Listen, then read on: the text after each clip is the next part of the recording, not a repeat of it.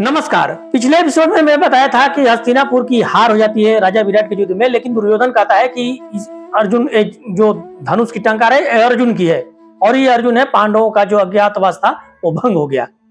लेकिन उस समय के जो गन्ना मन्ना होता है तो उस समय ये कहा जाता है कि नहीं, अज्ञातवास पूरा होने के बाद ये युद्ध शुरू हुआ था।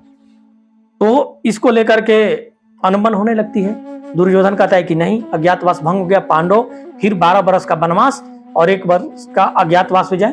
पांडव कहे कि नहीं, अब हमारा जो अज्ञातवास था वो पूरा हो गया था, इसलिए अब हमारा राजपाट शर्त के अनुसार दे दो। लेकिन दुर्योधन देने के लिए राजी नहीं होता है। तब दोनों तरफ से सेनाएं एकत्रित होने लगती हैं। कृष्ण भगवान समझौता करने के लिए जाते हैं पांडवों की तरफ से अंतिम बार। तो कृष्ण भगवान जाते हैं, वो बोलते हैं कि भाई तुम पांडवों का राज दे दो, नहीं दोगे तो 5 गांव ही दे दो, पांडव उसमें ही खुशी से रह लेंगे। लेकिन दुर्योधन राज देने की बात तो छोड़िए, वो कृष्ण भगवान का अपमान करता है और उन्हें बंदी बनाने की कोशिश करता है। तब वहां पर भगवान अपना विकराल रूप धारण करते हैं।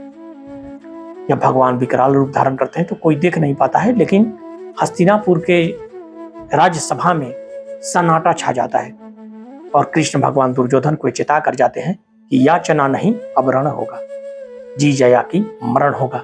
यानी अब कोई विनती तुमसे नहीं होगा, ये अंतिम समझौता मैं करने आया था और तुम नहीं माने तो अब हम लोग कुरुक्षेत्र में मिलेंगे। अगर आपको ये कहानी अच्छी लगी है तो इसे लाइक, कमेंट और शेयर करें। साथ ही आप लोगों से हाथ जोड़कर निवेदन है कि चैनल को सब्सक्राइब जरूर करें।